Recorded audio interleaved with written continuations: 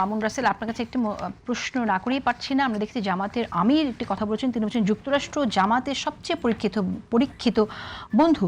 খুবই কিউরিয়াস, কারণ আপনারা এই যুক্তরাষ্ট্রের সাথে যে চুক্তি হলো, সরকার বিএনপি এই চুক্তি নিয়ে অনেক কথা বললেন, দেশবিরোধী চুক্তি, ডক্টর খলিলুর রহমানের উপর চাপালেন, এবং তার আগে থেকেও ছিল এবং এটা বিএনপির জন্যই করা। ইরানের পক্ষে বিবৃতি দিলেন, ইরানের ধর্মীয় নেতার জানাজায় গেলেন।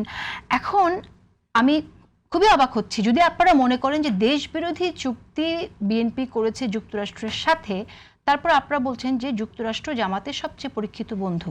যদি দেশের বন্ধু না হয় তাহলে জামাতের বন্ধু হয় কি করে?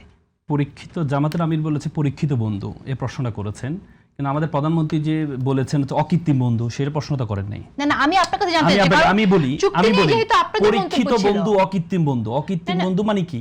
নিঃস্বার্থ বন্ধু। আপনারা চুক্তিটা নিয়ে আপনারা মন্তব্য করেছেন। আমি আসি।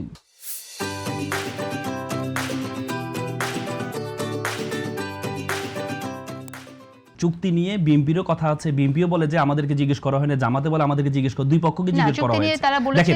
এতদিন পর্যন্ত এত পরীক্ষিত বন্ধু, পরীক্ষিত প্রভু বলে নাই। এতদিন পরীক্ষিত প্রভু ছিল, যে আমাদের পরীক্ষিত প্রভু একজন। এখন হচ্ছে পরীক্ষিত বলেছে জামাতের আমিরের কোডটা কি? একটি পরীক্ষিত বন্ধু, তার মানে আরো কয়েকটি পরীক্ষিত বন্ধু আমাদের আছে। তার মানে জামাতের আমির যদি বলতে যে আমাদের পরীক্ষিত প্রভু, আমি আবার শেষ করি, যদি বলতে যে পরীক্ষিত প্রভু, তাহলে জামাতের আমির যেখানে এই পরীক্ষিত বন্ধু বলেছে, সাথে সাথে যে ইরানের প্রতিনিধি দল পাঠিয়েছে, তার মানে কি?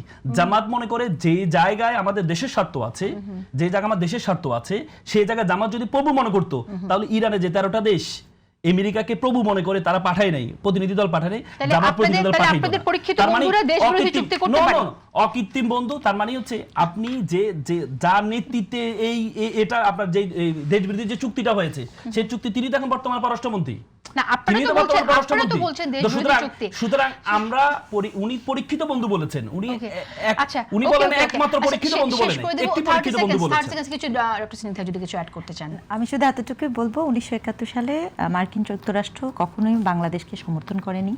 আমি এটা বলবো 9/11-এ যখন পুরো পৃথিবীতে ওসামা বিন লাদেন তৈরি হয়, তখন পুরো মুসলিম সমাজকে মিলিটেন্ট হিসেবে প্রতিষ্ঠা করার ক্ষেত্রে আমেরিকার প্রচণ্ড ভূমিকা আছে। আমি শুধু এতটুকুই বলবো, ইভেন ইরানেও যে হয়েছে, পুরো ওয়ার্ল্ডে যা চলছে, সেই সকল কিছুর পার্সপেক্টিভে আজকে মার্কিন যে চুক্তিটাও হয়েছে, সেটিও আমাদের জন্য ভীষণ রকমের অবতমনমূলক। সেই জায়গাটা থেকে কে যে কার পরীক্ষিত বন্ধু, তার থেকে ইম্পর্টেন্ট হচ্ছে কে আমার রাষ্ট্রের সহযোগী রাষ্ট্র। ওকে, ডক্টর সায়ন্ত। আমি ওই বিষয়ে তো অনেক কথা হচ্ছে। আপা এর আগে মুক্তিযুদ্ধের ভাস্কর্য নিয়ে কথা বলেছিলেন, আমি এটি একটু অ্যাড্রেস করতে চাই যে বিএনপি ভাস্কর্য বিরোধী রাজনৈতিক দল নয়। আমি ওই 24-এর গণঅভ্যুত্থানের সময় জেল থেকে বের হওয়ার সময় বা জেলে থাকা অবস্থায় আবু সাঈদের মৃত্যু নিয়ে আলোচনা হতো। তখন বিএনপির সিনিয়র নেতা, বর্তমানে অর্থমন্ত্রী আমির খসরু মাহমুদ চৌধুরী, উনি এবং আরও কয়েকজন তথ্যমন্ত্রী তারাও ছিলেন, বলছিলেন যে ভবিষ্যতে আবু সাঈদের যে এই যে দুই হাতে হাত বাড়িয়ে যে তার যে অবস্থা, সেই রকম ভাস্কর্য আমরা বিভিন্ন চৌরাস্তার মোড়ে মোড়ে ভাস্কর্য স্থাপন করবে। এইটা বাংলাদেশের গণতন্ত্র পুনরুদ্ধারের সিম্বল হিসেবে ভবিষ্যৎ বাংলাদেশ দেখবে। সেই দল, তার মানে ভাস্কর্যের পক্ষে 1971 সনের যতগুলো ভাস্কর্য যেখানে যেখানে ক্ষতিগ্রস্ত হয়েছে, এই ক্ষতিগ্রস্ত কোন শক্তি করতে পারে সেটাও আমরা জানি।